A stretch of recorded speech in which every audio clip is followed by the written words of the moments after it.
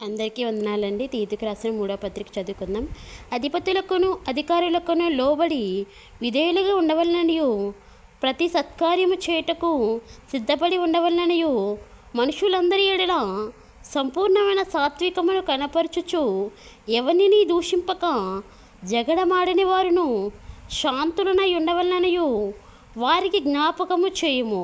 ఎందుకనగా మనము కూడా మునుపు అవివేకులమును అవిధేయులమును మోసపోయిన వారమును నానా విధములైన దురాశలకును భోగములకును దాసులమునయుండి దుష్టత్వమునందును అసూయందును కాలం గడుపుచు అసహ్యులమై ఒకరినొకడు ద్వేషించుచు ఉంటిమి. కానీ మన రక్షకుడైన దేవుని యొక్క దయయు మానవుల ఎడల ఆయనకున్న ప్రేమయు ప్రత్యక్షమైనప్పుడు మనము నీతిని అనుసరించి చేస్తున్న క్రియల మూలంగా కాక తన కనికరము చొప్పుననే పునర్జన్మ సంబంధమైన స్నానము ద్వారాను పరిశుద్ధాత్మ మనకు నూతన స్వభావము కలుగ చేయుట ద్వారాను మనలను రక్షించెను.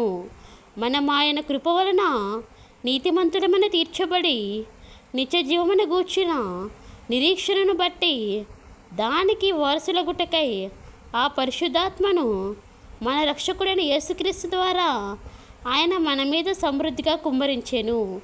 ఈ మాట నమ్మదగినది గనుక దేవుని యందు విశ్వాసం ఉంచిన వారు సత్క్రియలను శ్రద్ధగా చేయటయందు మనసుంచునట్లు నీవి సంగతులను గురించి దృఢంగా చెప్పుచుండవలని కోరుచున్నాను.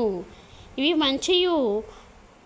మంచివియు మనుషులకు ప్రయోజనకరమైన ఉన్నవి కానీ అవివేక తర్కములను వంశావళులను కలహములను ధర్మశాస్త్రముని గూర్చిన వివాదములను నిష్ప్రయోజనమైన వ్యర్థమునై ఉన్నవి గనుక వాటికి దూరంగా ఉండము. మతభేదములు కలిగించు మనుష్యునికి 1-2 మార్లు బుద్ధి చెప్పిన తరువాత వానిని విసర్జించుము. అట్టివాడు మార్గము తప్పి తనకు తానే శిక్ష విధించుకున్న వాడై పాపము చేయుచున్నాడని నీవెరుగుదువు. నికోపోలియాలో శీతాకాలం గడపవలని నేను నిర్ణయించుకున్నాను గనుక నేను అర్థమైనను తుకి అయినను నీ యొద్దకు పంపినప్పుడు అక్కడికి నా యొద్దకు వచ్చుటకై ప్రయత్నము చేయము.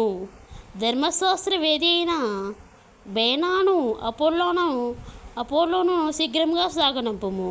వారికేమీ తక్కువ లేకుండా చూడుము.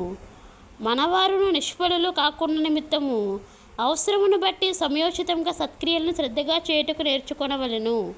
నా యొద్ద ఉన్న వారందరూ నీకు వందనములు చెప్పుచున్నారు. విశ్వాసమును బట్టి మమ్మల్ని ప్రేమించే వారికి మా వందనములు చెప్పుము. కృప మీ అందరికీ తోడైండును గాక. ఆమేన్.